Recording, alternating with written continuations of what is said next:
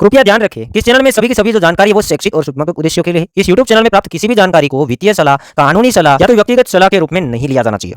जय हिंद दोस्तों, आज की इस वीडियो के अंदर हम बात करेंगे एक अमेरिका की तरफ से अगेन एक आईएमपी न्यूज़ आना है। वो न्यूज़ के ऊपर हमें फोकस करना है। हो सकता है न्यूज़ आने के टाइम पे मार्केट के अंदर अगेन हमें वोलेटिलिटी वाला माहौल देखने को मिले।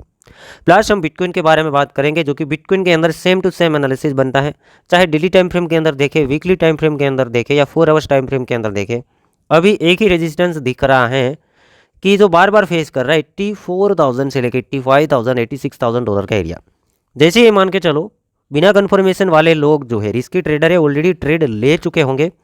जो लॉन्ग्स के ट्रेड ऊपर के ट्रेड ले चुके होंगे वीकली टाइम फ्रेम के अंदर कैंडल क्लोजिंग के बाद कि भाई कैंडल ग्रीन साइड की ओर क्लोजिंग हुआ, उसके बाद काफ़ी यूजर्स से वो ट्रेड ले चुके होंगे। जो लोग कंफर्मेशन के साथ ट्रेडिंग करते हैं वो 85,000 डॉलर तक का वेट कर सकते हैं कि एक अच्छा खासा कैंडल 85,000 डॉलर से ऊपर क्लोजिंग करे, चाहे डेली हो या वीकली हो। ठीक है। और रेजिस्टेंस की बात करेंगे तो डेली टाइम फ्रेम के अंदर देखेगा, जो रेजिस्टेंस एरिया है डेली टाइम फ्रेम के अंदर पहले तो 200 ऐसे में आ रहा है एग्जैक्टली 84,100 डॉलर के ऊपर तकरीबन। ये आपको ब्लू टाइप का लाइन दिख रहा होगा, ये रेजिस्टेंस जोन है। उसके बाद तुरंत एक और रेजिस्टेंस आ रहा है, कौन सा, 85,000 डॉलर के ऊपर एक लाइन आपको देखने को मिल रहा है। वो क्यों रेजिस्टेंस है? वो रेजिस्टेंस इसलिए है क्योंकि प्रीवियस चार्ट हम देखेंगे कंप्लीटली कि नवंबर 2024 के अंदर जो मूवमेंट आया था, बड़ा मूवमेंट, वो मार्केट तेज़ी से बढ़ रहा था। सपोर्ट कहाँ पे बनाई थी? सपोर्ट उसने बनाई थी 85,000 डॉलर के आसपास। देख सकते हैं कि जोन के अंदर सपोर्ट लेके एक मूवमेंट लिया था। तो पहले सपोर्ट का काम किया था, बट अभी इससे हम नीचे है, 85 से नीचे है, तो वो रेजिस्टेंस का काम करेगा। ठीक है। तो ये दूसरा रेजिस्टेंस बन जाता है। एक तो 200 ऐसे में है, ऊपर से लाइन है।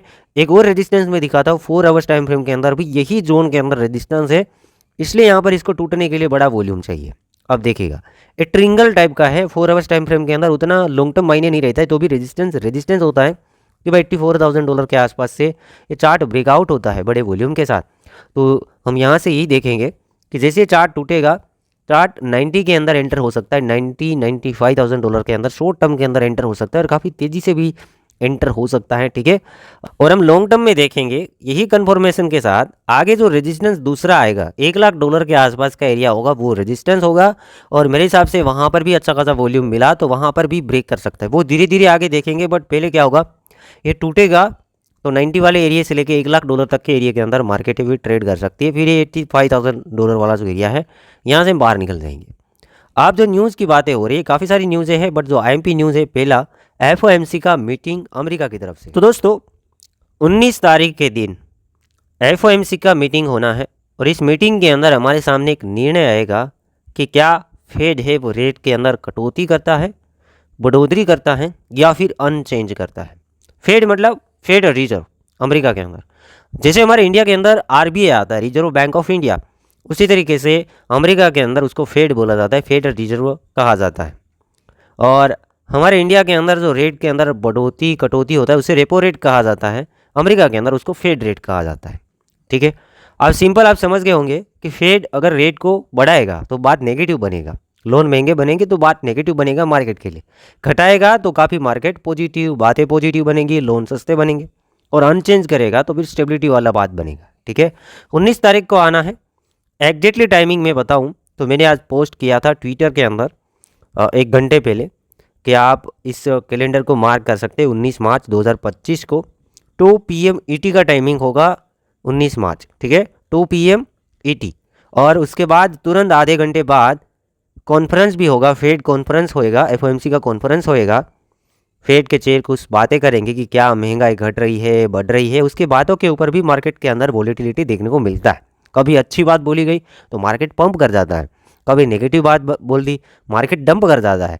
बात नॉर्मल है, मार्केट भी नॉर्मल रहता है। इंडियन टाइम की मैं बात करूँगा, 11:30 PM 19 तारीख को देखना, कल नहीं परसों शाम का वक्त होगा, 11:30 बजे रात का वक्त होगा, 11:30 बजे। और उसके बाद जो कॉन्फ्रेंस होगा 12 बजे, मतलब दिन बदल जाएगा, 12 बजे के बाद 20 तारीख हो जाएगा, आधा घंटे बाद 11:30 परसों। उसके बाद तुरंत आधा घंटे बाद कॉन्फ्रेंस होएगा। बाकी आप अपनी अपनी कंट्री से टाइमिंग निकाल सकते हैं और इसे नोट कर लेना कि इस टाइम के ऊपर मार्केट अगर बड़ा लेवरेज लिया तो हमारा ट्रेड फंस सकता है, ऐसे जा सकता है, ये चीज़ें हो सकती है, बट ये शॉर्ट टर्म चीज़ें होती है। आगे हम दूसरी न्यूज़ देखेंगे तो रिपल के बाद सुई के भी ETF फाइलिंग होना शुरू हो गया। कैनरी कैपिटल है, उसने S1 जो एप्लीकेशन है फाइलिंग किया है स्पोर्ट सुई ETF के लिए। तो सुई के लिए भी पॉजिटिव बात, ठीक है। उसके बाद बोलेंगे तो माइकल सेलर जो माइक्रो स्ट्रेटजी कंपनी है, अगेन उसने 130 जितने बिटकॉइन बाइंग की है, जो कि बड़ा आंकड़ा नहीं है, माइकल सेलर के लिए छोटा है, क्योंकि माइकल सेलर 5,000, 7,000, 9,000, 10,000 बिटकॉइन खरीदता है। इस बार 130 जितने बिटकॉइन बट खरीदे हैं। $10.7 मिलियन वर्थ के बिटकॉइन माइक्रो स्ट्रेटजी कंपनी ने खरीदा है। तो ये थी न्यूज़ अपडेट। इसके अलावा हमारे प्रीवियस एनालिसिस आप देख लेना कि कौन सी ऐसी चीज़ें मैं देख रहा हूँ, उसकी वजह से मैं मार्केट के लिए थोड़ा पॉजिटिव देख रहा हूँ, क्योंकि मेरी साइड से। बाकी आप अपने हिसाब से एनालिसिस कर सकते हैं। सभी का एनालिसिस दिमाग चेंज होता है, तो एनालिसिस भी चेंज निकल सकता है, डिफरेंट निकल सकता है। बाकी आप अपने हिसाब से देखिएगा। मेरे को आज न्यूज़ कवर करना था, प्लस बिटकॉइन का अपडेट मैंने आप लोगों के साथ शेयर कर दिया। वीडियो को लाइक करना। बाकी आप लोग अच्छा खासा प्यार दे रहे हैं, मुझे काफ़ी खुशी होती है।